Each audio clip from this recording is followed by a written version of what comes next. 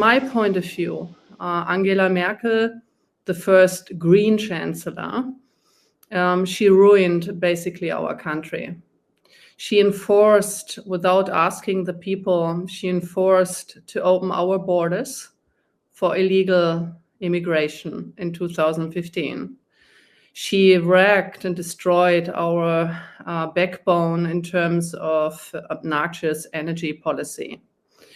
For the foreign listeners here in this audience, Germany is the only industrial country that unplugged the nuclear power plant. So the aim of Angela Merkel was to enforce just solar and wind energy. And you don't need to be very smart to encounter that you cannot run an industrial country with just wind and solar, because you don't have any energy and electricity when the sun doesn't shine and when the wind doesn't blow. And this is a major problem. Yeah, I mean, obviously, I'm a big fan of solar energy, but clearly, if a country is at a very high latitude, then the amount of solar power in the winter is going to be substantially reduced. And then, of course, there's a significant difference in the day-night cycle of energy usage. So a lot of power can be done with solar and with large-scale grid energy batteries. But it must be supplemented with other forms of power because there's not a lot of sunshine in the middle of winter in Germany.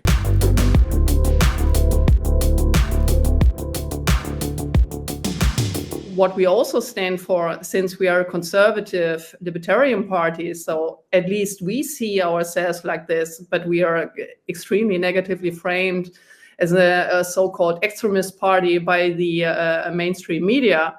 So we just say, look, we need to reduce bureaucracy. We need to free our firms, our companies, the individuals of this obnoxious bureaucratic conditions here. Yeah. Do you know, like, how long it takes, how many days it takes to get a business permit in Germany? Just guess. As it turns out, I do, because we built... the big plan. We built a gigantic car factory, just near Berlin. So we had many challenges. I mean, this is, to be clear, like we actually had a lot of support, a lot of local support from the local government, from the national government, and despite all that support, just the sheer number of rules that the people in the government are required to follow is completely crazy, and we had to. I think it was 25,000 pages was our permit, and it had to be all printed on paper. 25,000. Yes, I think maybe more than that in the end. 25,000, and then there had to be many copies made. So it literally was a truck of paper. Because and we're like, surely we can make this electronic, isn't that better for everyone? No, not possible. You need to have that on paper in Germany. And they say, no, it has to be paper. I'm like, this is crazy.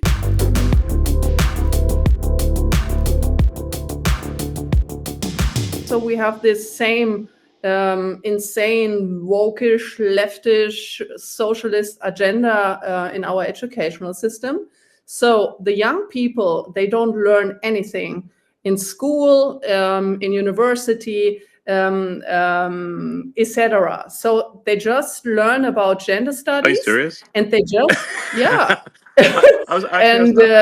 no, really. I was under the impression that Germany had a pretty good education system that was quite rigorous with the gymnasium and all that sort of stuff. At least it used to at one point. Yes. So, but it sounds like this has, the woke mind virus has infected Germany quite badly.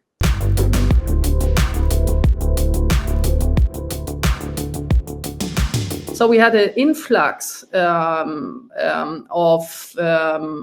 almost 7 million people, but these are the officially counted. So 7 million people? Wow. Okay. 7 million people of influx since 2015 officially counted. Wow. And then because the people, they just another funny numbers. Our state allows people to throw away their passports before they cross our borders that are not protected and controlled. So 57%, almost 60% of the people coming into our country through an open border, they throw away their papers. Why do they do that? Because once entered our country, our funny country, with this funny immigration policy, they cannot be deported anymore. So that's the reason why. So our state, our government, like the Angela Merkel government and the last one, they proclaimed a policy that everyone can choose to cross our border to immigrate into our social security system and cannot be deported afterwards because they threw away their passports.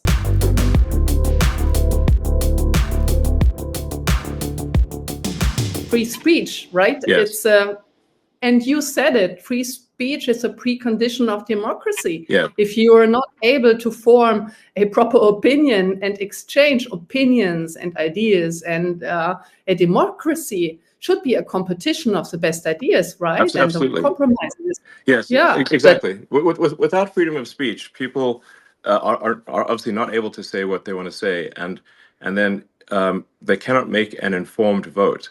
So if people are simply fed propaganda and have no access to what's really going on, then they can't make an informed vote, and then you don't have a real democracy. So that's why I say, free speech is the bedrock of democracy.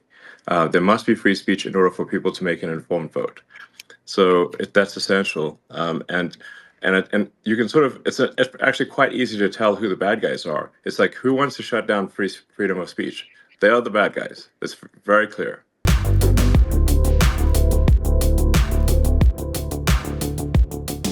Obviously, I very much support the state of Israel, but I also believe that we want to be mindful and have empathy for civilians who are dying as well.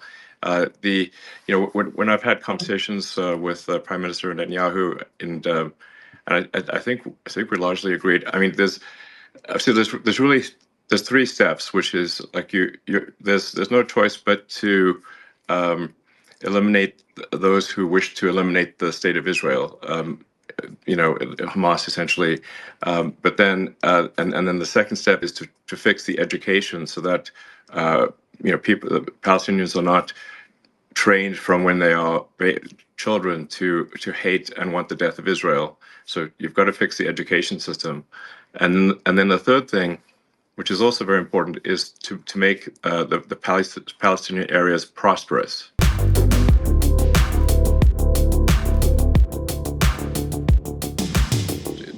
To the best of our knowledge, we are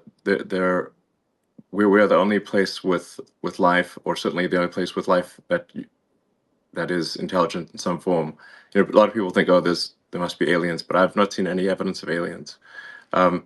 If the archaeological records are correct, Earth is 4.5 billion years old, but civilization, as measured from the first writing, is only about 5,000 years old, which is about 1/1,000,000th of Earth's existence.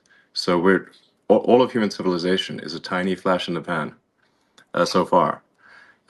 And so we have to say, well, what steps can we take to ensure the long-term survival of life as we know it, of consciousness? And if we are a multi-planet species, the probable lifespan of consciousness is dramatically greater than if we are a single-planet species.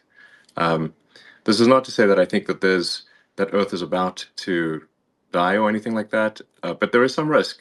If there is a global thermonuclear war, or some extreme natural event like a giant, meteor that hits the Earth that causes a mass extinction event. I mean, if we look at the fossil record, there are at least 5 extreme mass extinction events that would have just basically extinction events that would have destroyed all of humanity completely.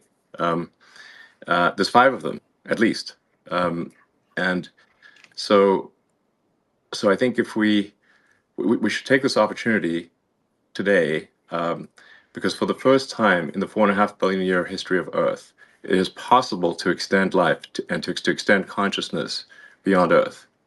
And that window of opportunity may be open for a short time, or it may be open for a long time.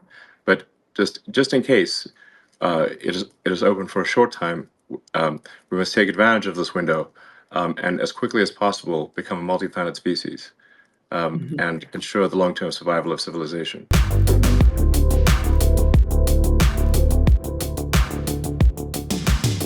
Well, I'm open to believing in things proportionate to the information that I receive. So, I mean, I guess I have sort of a physics view of reality, which is, you know, I guess I'm trying to understand the universe as much as possible, to understand what's going on. I'm certainly open to the idea of God, and if you say, like, well, where did the universe come from? How is it created? What, I suppose there would be some entity that